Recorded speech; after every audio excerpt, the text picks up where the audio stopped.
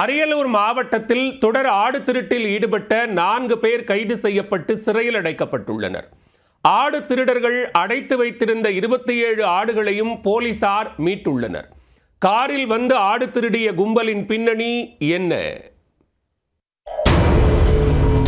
அரியலூர் மாவட்டம் உடையார்பாளையம், விக்கிரமங்கலம், மீன்சுருட்டி, படூர் ஆகிய பகுதிகளில் தொடர்ந்து ஆடுகள் திருடப்பட்டன.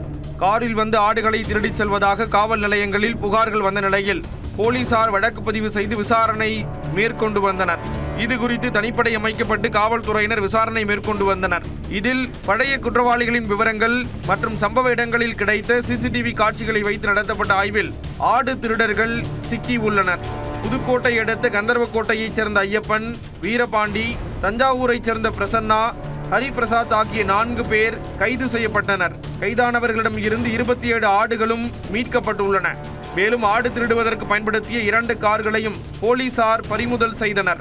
பக்ரீத் பண்டிகையை முன்னிட்டு ஆடுகளை திருடி விற்று பணம் சம்பாதிக்க நினைத்தவர்கள் போலீசாரிடம் வசமாக சிக்கி மீண்டும் சிறையில் அடைக்கப்பட்டிருக்கிறார்கள்.